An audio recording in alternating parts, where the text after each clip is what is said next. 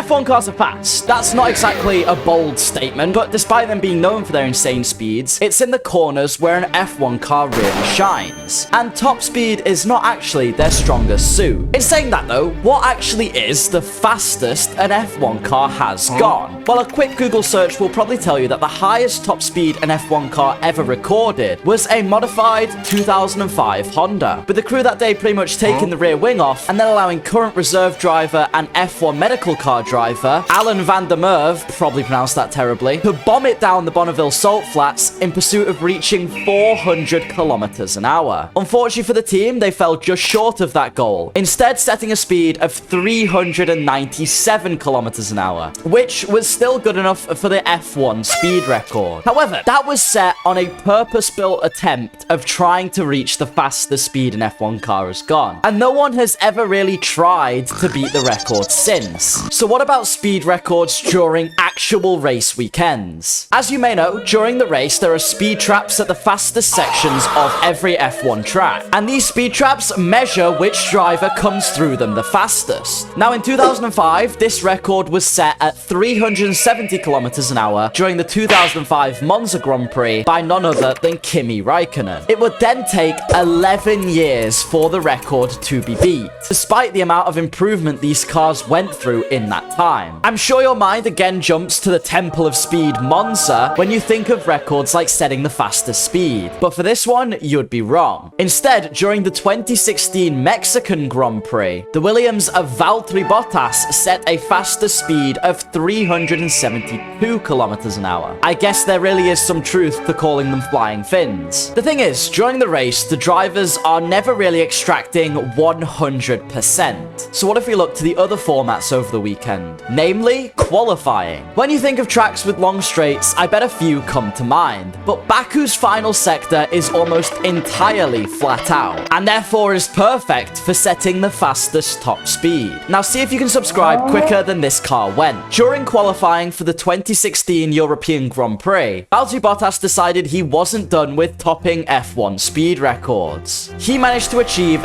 378 kilometers an hour that weekend while going down the main straight. It's no wonder why Williams is known for its insane top speed. But that's not the only speed records there is. What about the fastest average speed? Where and when have F1 drivers maintained insanely high speeds? Now this is where the Temple of Speed Monza really earns its name, with some insanely quick laps being set at the iconic circuit. In 2020, with the dominant W11, Lewis Hamilton was able to put in an average speed of 264 kilometers an hour over his qualifying lap that day, beating the previous record of, again, Kimi Raikkonen's 263 kilometers an hour. Seriously, what is actually with these Finnish people? That's not the only staggering F1 speed record held at Monza, with in 2003 Michael Schumacher winning the race at an average, yes, average speed of 247 kilometers an hour, 153 miles per hour. An absolute insane pace from those V10 engines of the early 2000s. And a record still to be beaten, probably going to be by someone from Finland. F1 cars aren't the only thing that's going fast. This channel has been growing insanely quickly, so thank you for all of the support. And do check if you're subscribed if you enjoyed the video. We're aiming for 50,000 subscribers. Bye!